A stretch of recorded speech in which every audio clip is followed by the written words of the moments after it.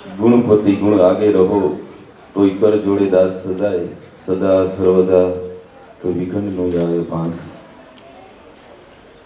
આજે વસંત પંચમી નિમિત્તે રમાબેન કોરાટ પૂર્ણતિથિ, તેના મમ્મી ધીરુભાઈ ઘણા બધા કાર્યોમાં આગળ છે. ધીરુભાઈને ઓળખવા એટલે બહુ અઘરી વાત છે, કારણ કે એનું લેવલ હોય ને, લેવલ હોય તો જ લેવલ લગન પહોંચી શકી. હમણાં ધીરુભાઈને અમે વાત કરતા હતા કે ભાઈ અત્યારે સમય એટલો બધો ખરાબ આવી ગયો, સમય એટલો બધો ઝડપથી સ્પીડથી હાલે છે, કોઈ કોઈની વાત સાંભળતું નથી, કોઈ કોઈનું માનતા નથી. આવો સમય આવી ગયો છે. ધીરુભાઈ હમણાં એક એવી વાત કરતા હતા કે એક સમય એવો આવે છે 2025 થી 2045 સુધીનો કે એ સમયની માલિકોરા તમારું શરીર હાચવવું ને, સ્વાર્થી હાચવવું ને એ બહુ અઘરું છે મિત્રો. સ્વાર્થીની માલિકોરા ધ્યાન દેવું ને એ બહુ અઘરું છે. એટલા બધા અત્યારે આ ખાણીપીણી એટલી બધી વિદ્યાર્થી મિત્રો આવી ગઈ છે, પીઝા થી માંડીને આ બધી વસ્તુઓ એટલી બધી આવી ગઈ છે. બહારનું સેવન તમારે કરવાનું નથી ક્યારે પણ, ઘરનું જ ખાવાનું. ઘર એ જ મોટું છે. અને માની વાત કરીને, માથી મોટું કોઈ નહીં, પછી જળધર હોય કે જગદીશ, પછી અહીં હવ નમાવે શીશ માં ચરણે, માં ભગવતીના શરણોમાં હવ નમાવે શીશ. મોઢે બોલું માં તા તો મને હાચે નાનપણ સાંભળે, પછી વટકની મજા મને કડવી લાગે કાગડા, જોન જળાફા ખાય તારે ખોળેથી અળગા કીડા, ખોડો ખુંદવા કરને પાછો બાળક કાગડા, જા લગ્ન મરીને માં તેથી પરમેશ્વર પશુ થયો જાય જસોદા તો કાન કહેવાનો કાગડા, માઈ માં બીજા વગડાના વા એ માં ભાનમાં માત તુજને રૈસા મેં વિચારી બાપનું નામ લીધું, ધર્મથી પક્ષપાતી બની શરણ જણની તણું જેક લીધું, તે લડાવી ઘણા લાડ મોટા કર્યા, પ્રથમ સત્કારીના દૂધ પાયા, તો ખોડલે ખેલિયા બાળને માં તરસોડમાં જોગમાયા. અરે માર આશ્રમથી હતી અમતણી જીભ પર તેથી જણન પદ ઉપર જણકાર થાતા, સચડ અચડ નવ મુક્ત બનતા, તાલવે સંગમાં ગીત ગાતા, નર નરા ભીસ જગદીશ રીજા હતા, અમતણા ઝરણા સુકાણા, તો ખોડલે ખેલિયા બાળને માં તરસોડમાં જોગમાયા. એ માં ભગવતી જેવું જેનું સાનિધ્ય હતું, જેને આજે પૂર્ણતિથિ રમાબેન કોરાટ અને એમના દીકરા નયનભાઈનું પણ મોટું એવું યોગદાન છે આ સંસ્થાની માલિકોરા. ધીરુભાઈ હમણાં એ જ વાત કરતા હતા કે બેટો બાપ તણો જો તને ચીલે ચાલે નહીં તો કામ જનની કામ જણો વાત કરતા હું વેરડા. જો બાપના શબ્દથી એક જો કામ થઈ જતું હોય, બાપના ઈશારાથી કામ થઈ જતું હોય. નયનભાઈએ ધીરુભાઈનું ક્યારે પણ ઊંચું માથું નથી કર્યું. ધીરુભાઈ એવું વાત કરતા હતા કે ભાઈ આવો દીકરો મને ના, આવો દીકરો કે જગતમાં હોય નહીં, મારે અડધા વેણે મારું કામ થાય, મને મજા ના હોય, તકલીફ હોય તો અડધી રાતે મારી પાસે આવે, મારી સેવા કરે છે.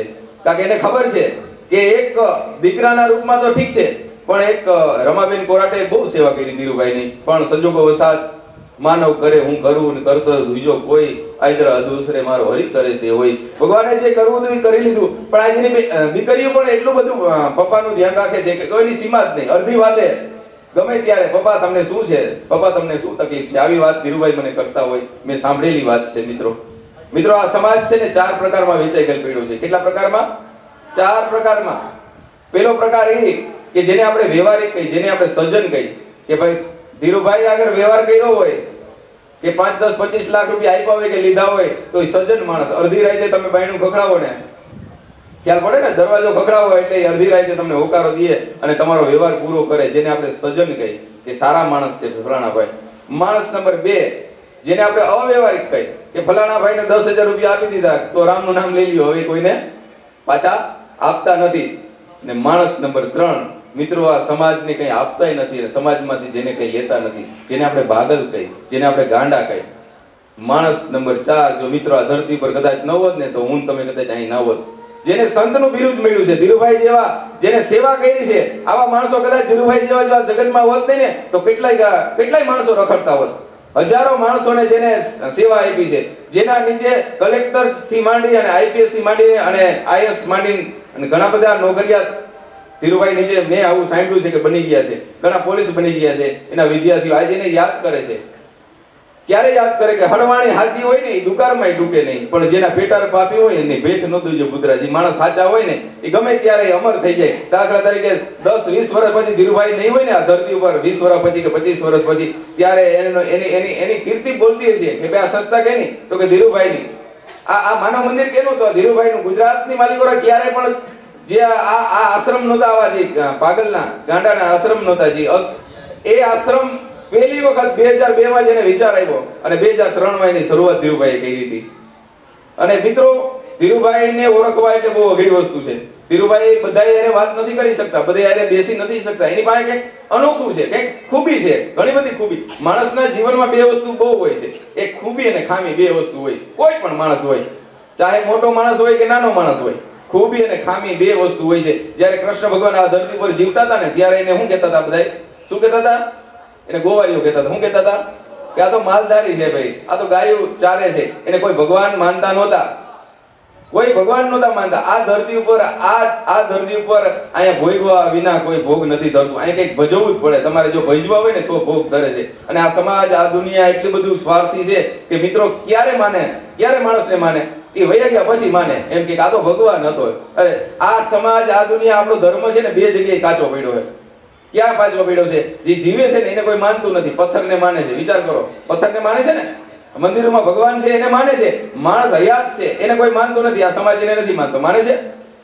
જ્યારે વયા જાય ને પછી માને કે ભાઈ ઓહો, આ તો ભગવાન જેવો માણસ હતો. એટલે મિત્રો, અત્યારે ભગવાન જેવો માણસ આપણા સામે, નજર સામે બેઠા છે. ધીરુભાઈ કોરાટ, એની શું નથી કર્યું, એના પાસેથી ઘણું જાણવાનું છે. અને જાણવા માટે તમારે ભોગ દેવો પડે. પરબારું ત્યાંથી મળે એમ નથી.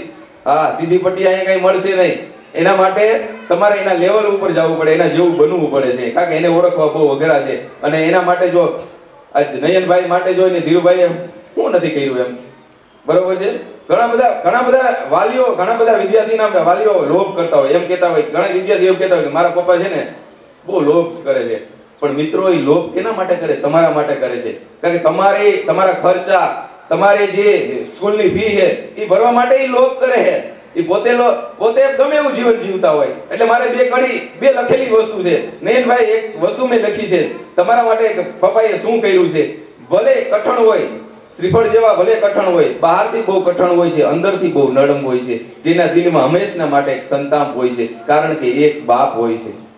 દુઃખોને પોતાના હૈયામાં રાખી સુખોને હિંડોળા દેનારો આધાર છે, કારણ કે એ એક બાપ છે. દુનિયા જ્યારે થાકે, દુનિયા જ્યારે હારે, મૂંઝાયેલા ચહેરાને બદલે હજારો દુઃખને સહન કરી અને તમારી સામે આવે ને, એ એક બાપ હોય છે. મિત્રો, દુઃખ ન લગાડતા મારે એ વાત કરવી છે, દુઃખ ન લગાડતા મારે એ વાત કરવી છે વિદ્યાર્થી મિત્રો, કે માં કરતા પણ એક મુઠ્ઠી ઉતેરું પાત્ર હોય ને તો એ બાપ હોય છે. માં કરતાય પણ એક મુઠ્ઠી ઉતેરું પાત્ર હોય ને તો એ બાપ હોય છે. માં છે ને તમને કઈડે બેહાડીને કહે કે બેટા, મેં નથી જોયું, બેટા હાલ મેં જો જોયું ને એ દુનિયા હું તને બતાવું. ત્યારે બાપ શું કરે ખબર? એ ખંભા ઉપર બેહાડે, અહીંયા બેહાડે અને એ કહે દીકરા કે મેં જે દુનિયા નથી જોઈ ને, હાલ હું તને દુનિયા બતાવું, કારણ કે હું તારો બાપ છું. સંસાર જ્યારે આ દુનિયામાં સંતાનોને જ્યારે જાકારો આપે છે, સંતાનોને દુનિયા જ્યારે જાકારો આપે છે, છત્રી રૂપી, છાયા રૂપી, એ બાપ કહે ને કે મારા બેટા તું હું બેઠો છો ને, હું છું ને, મારી પાસે આવી જા. એ બાપ હોય છે. એવો અડીખમ બાપ જો અહીં બેઠો હોય, અને નયનભાઈ માટે તો ઉત્તમ કહેવાય. એમ એના માટે એવું કહેવાય કે આવા જગતની માલિકો આવા બાપ ક્યાં મળે ભાઈ? આ ભગવાનના સ્વરૂપમાં છે, ભગવાનના સ્વરૂપમાં છે. મિત્રો, આ દુનિયા સ્વાર્થી બહુ છે. મતલબની મનવાર જગત ચુમાર જમાડે, વંદ મતલબની રાખ કોઈ પીરસે નહીં રાખી. અહીં તો માયાવાળાને રૂડું મનાવે જગત વ્યવહાર જોઈ. તમારી પાસે કંઈક સત્તા હોય, સંપત્તિ હોય, કલા હોય, આવડત હોય તો તમને કોઈક માને, નકર તમને કોઈ બોલાવે નહીં. એક ખેડૂને ત્યાં એક મંત્રી હોય, મંત્રીનું બહુ માન હોય ગામડામાં. વિદ્યાર્થી મિત્રો ખબર પડે ને મંત્રી શું કહેવાય? ખબર છે ને કેને કહેવાય મંત્રી? આપણે ગામડામાં જે આવતા હોય મંત્રી હોય, આપણી સેવા કરતા હોય, જમીનોના કામ હોય, બીજા હોય. એ ખેડૂને ઓરાનો ટાઈમ હતો ત્યારે એ વાડીએ લઈ ગયા અને ખોલીને ઓરા ખવડાવતા હતા મંત્રીને.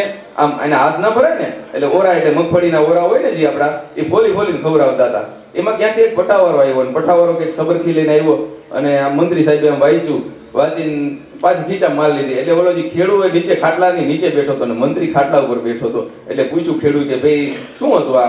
કે કાંઈ નહીં, આ તો મારી બદલીનો ઓર્ડર છે. મંત્રી કહે તો ઓલા ફોલેલા ઓરા હતા ને ખેડૂત બધા ખાવા માંડ્યા.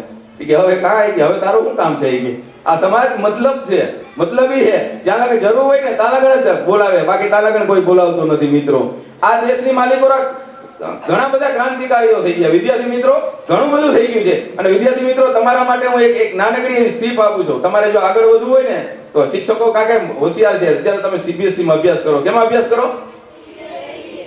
અને હું એટલો બધો ભણેલો નથી એટલે બહુ હું માર્ગદર્શન નહીં આપી શકું, કારણ કે શિક્ષકો તમને ઘણું બધું આપે છે. પણ એક નાનકડી એવી ટિપ્સ આપું છું, નાનકડી એવી ભણવા માટે, અભ્યાસ માટે તમારે શું કરવાનું ખબર છે?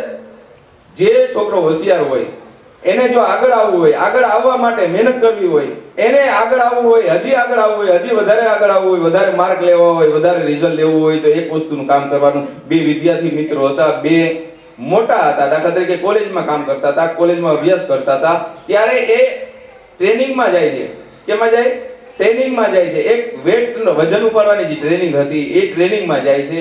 એ ટ્રેનિંગની માલિકોને એક વિદ્યાર્થીએ બીજા વિદ્યાર્થીને એવું કીધું કે ભાઈ હું જો વજન ઉપાડું ને તો તારે વજન હાથમાંથી લઈ ન લેવાનો એમ, કારણ કે આ વજન બહુ વધારે છે. વજન દાખલા તરીકે 30 કિલો છે, 35 કિલો વજન છે, આ ઉપડશે નહીં મારાથી, પણ છતાંય હું કોશિશ કરું, કારણ કે મારે વેટ જે વજન છે, વજનની સ્પર્ધા છે, એમાં મારે પહેલો નંબર લેવો. શું લેવું છે? પહેલો નંબર લેવો છે. તો એ ક્યાં ઉપડવાનો નથી મારાથી, પણ છતાંય હું મહેનત કરું છું. એટલે એક વિદ્યાર્થી મહેનત કરે છે, મહેનત કરે એટલે લાલ ચમ જેવો થઈ જાય છે, આંખું ડોરા બાઈને નીકળી જાય. ઓલો વિદ્યાર્થી કે ભાઈ લાવ હું લઈ લઉં, તારે આ તૂટી જાય, તારા હાથ પગમાં લાગી જાય. ઓલો કે ના તું અટતો નહીં ભાઈ, મને લેવા દેજે. મિત્રો, આપણા અંદર એક એવી શક્તિ ભગવાને નાખી છે, આપણા અંદર એક ઓરા એવા નાખ્યા છે કે આપણે જ્યારે થાકી ગયા હોય ને, જ્યારે થાક્યા હોય ને, પછી એક તત્વ કામ કરે, એ આપણા શરીરમાં હોય છે, પણ આપણે એનો ઉપયોગ કરવો પડે. શું કરવું પડે? ઉપયોગ કરવો પડે. મોટરસાયકલ આપણે હાંકતા હોય, બાઇક હાંકતા હોય જ્યારે, ત્યારે પેટ્રોલ થઈ ગયા એટલે આપણે શું કરી રિઝર્વમાં નાખી. શું નાખી? રિઝર્વમાં નાખીને ઊંચો કાક કરી દે એટલે રિઝર્વમાં પછી પેટ્રોલ થઈ ગયા પછી કેટલા 10 15 20 કિલોમીટર હાલે કે નહીં ગાડી? હાલે ને. પછી એમ આપણી અંદર આપણી જે તેવડ તાકાત પૂરી થઈ ગઈ. આપણે દાખલા તરીકે સાહેબે લેસન આપ્યું હોય, શિક્ષકોએ આપ્યું હોય, અને આપણી તેવડ પૂરી થઈ જાય, એમ થાય કે હવે થાકી ગયા, આપણે કંઈ કરવું જ નથી, પછી એક શક્તિનો ઉપયોગ આપણે કરવાનો. એ રિઝર્વ શક્તિ હોય. શું હોય? એ રિઝર્વ શક્તિ હોય. એ રિઝર્વ શક્તિનો ઉપયોગ કરવાનો. ત્યારે આ વિદ્યાર્થીએ એ રિઝર્વ શક્તિનો ઉપયોગ કર્યો અને એ વેટ જે હતો, વજન હતો, એ વજન ઉપાડી અને પહેલા નંબર ઉપર આવ્યો.